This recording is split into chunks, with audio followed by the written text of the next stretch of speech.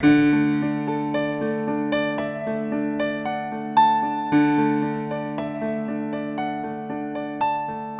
जंगल में एक हिरन रहता था। उसका एक पैर नहीं था। उसे एक मृग के साथ अच्छी दोस्ती हो गई। खेलने के लिए और खाने के लिए दोनों साथ जाते थे।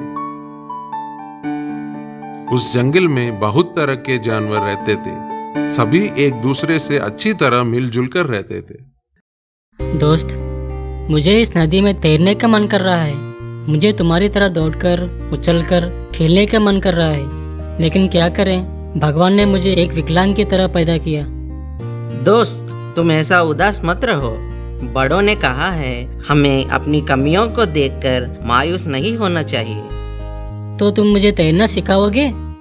तुम्हारे तो एक पैर नहीं है ना, चारों पैरों को मारकर ही तैर सकते हैं, नहीं तो डूब जाएंगे। मुझे कुछ नहीं मालूम, तुम मुझे तैरना सिखाओ। मृग हिरन को पानी में उठाकर तैरना सिखाने लगी,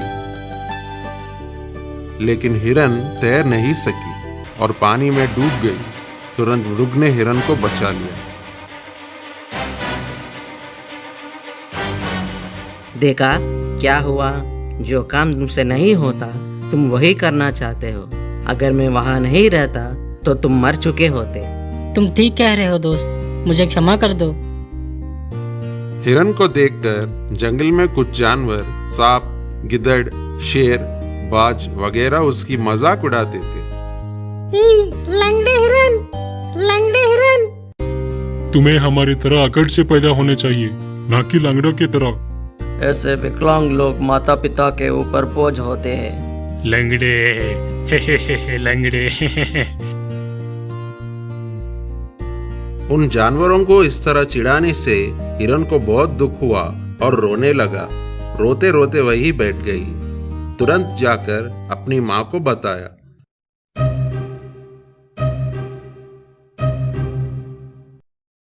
उसकी माँ ने तुरंत जंगल के राजा सिंह से इस बारे में शिकायत की।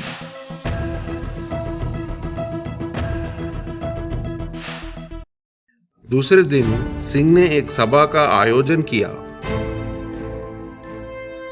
उसने ये निर्णय लिया, उन जानवरों को 2 दिन तक अन्न और जल ना देकर उन्हें एक गुफे में बंद कर दिया। आगे से कोई भी उस हिरन के साथ ऐसा सालुक किया तो उन्हें इससे भी बड़ा दंड दिया जाएगा, समझे? इस बात को सुनकर सभी जानवरों ने सिर हिलाया। मृग समझ गया कि हिरन को तैरना बहुत पसंद है, इसीलिए वह रोज उसे अपने ऊपर बैठाकर नदी में तैरने लगा। इससे हिरन बहुत खुश हुआ। लेकिन हिरन को अपने ऊपर बहुत तरस आता था, इसीलिए रोज उस जंगल में स्थापित किया हुआ देवी की मूर्ति के सामने प्रार्थना करती थी। देवी माँ, मुझे अपने पैर ना होने का गम नहीं है, लेकिन बाकी जानवर जो मुझे चिढ़ाते हैं उससे मुझे बहुत दुख होता है। तुमने मुझे ऐसा क्यों पैदा किया माँ? अपंगता शरीर को होता है, मन को नहीं।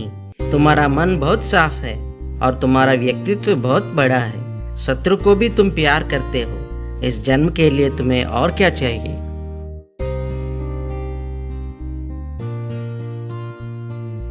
दो दिन के बाद बाहर आए सांप, बाज, भैंस, गीदड़ वगैरह हिरन पर बहुत गुस्से थे। हिरन उन्हें देखते ही प्यार से उनसे बात करने की कोशिश की। मुझे माफ कर दो मित्र।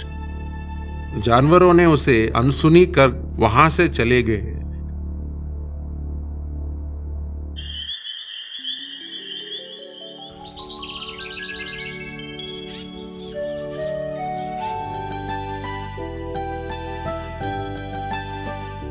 दूसरे दिन मृग कहीं दिखाई नहीं दिया। हिरन बहुत चिंतित होने लगी। इस बात की खबर राजा सिंह को लगी। सिंह ने फिर से सभा का आयोजन किया। कल से मेरे बेटे का कुछ पता नहीं चल रहा प्रभु। किसी को बताए बिना कहाँ गया होगा? मुझे तो इस लंगड़े हिरन पर ही शंका है।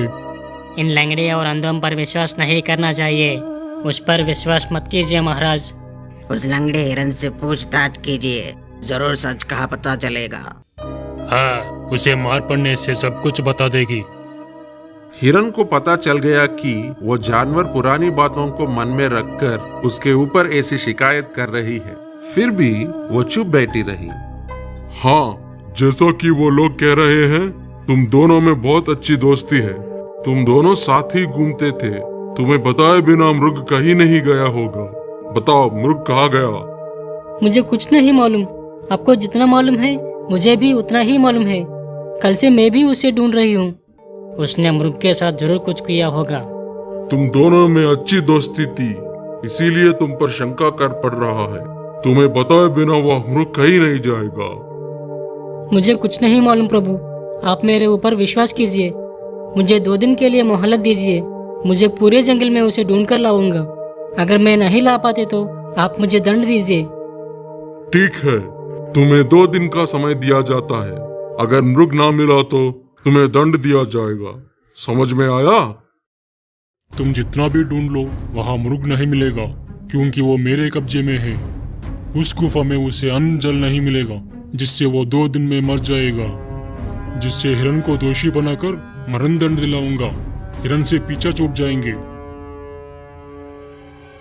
पुरानी बातों को मन में रखते हुए सांप, भैंस, बाज और शेर ने मिलकर उस मृग को बांधकर दूर एक गुफे में छुपाया। उसे अन्न पानी नहीं दिया। उस गुफा के आगे बड़े बड़े पत्थर रख दिए ताकि वो बाहर ना आ सके। 2 दिन से कुछ ना खाने से मृग बहुत कमजोर हो गया। बेचारा हिरन मृग की खोज में पूरा जंगल घूमते रहा।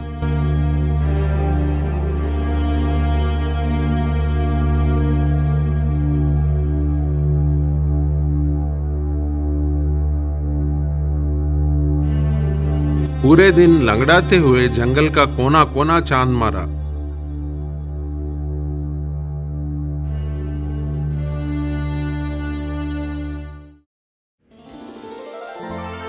आखिरकार उसे मृग उस गुफा में दिखाई दी। वहां कोई भी नहीं था। हिरन गुफा में जाकर उस मृग का रस्सी खोल दिया। इतने में शेर, गेदड़ और बाज आकर उन पर हमला बोल दिए। हिरन और मृग ने भी उन पर हमला किया। इतने में सांप ने आकर मृग को काटने की कोशिश की। हिरन आगे आकर उसने अपना लंगड़ा पैर आगे कर दिया। सांप ने उसका लंगड़ा पैर काट दिया। मृग ने तुरंत हिरन को अपने ऊपर उठाकर बाहर की ओर दौड़ लगाई और जंगल के पत्ते लाकर उसके मुंह में डाला था कि जहर का असर ना हो सके। जहर का असर उस पैर पे होने के कारण वैद्य जिराफ ने उस पैर को काट दिया। कुछ दिन के बाद हिरन की स्वास्थ्य में सुधार आ गई। चलो दोस्त, हम राजा को बताते हैं कि उन दुष्ट लोगों ने मेरा अपहरण किया।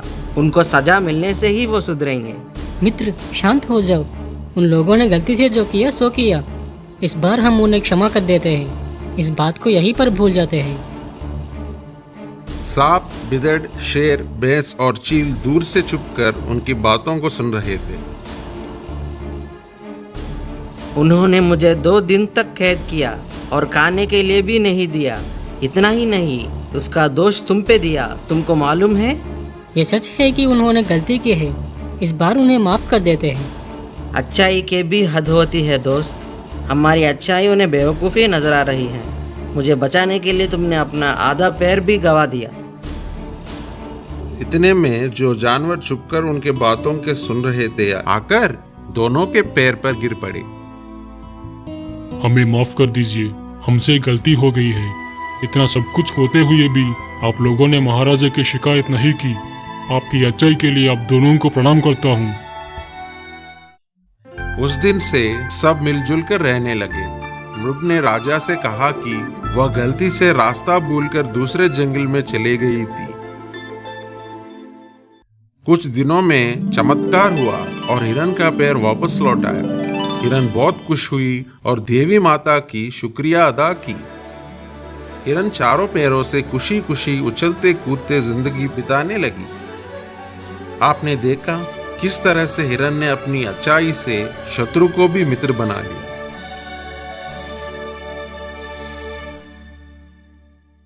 एक बिल्ली लाकर अपने घर में प्यार से पालने लगा। उस बिल्ली को प्यार से पालने की एक मुख्य वजह थी। रामलाल के मकान में चूहों की बहुत बड़ी परेशानी थी।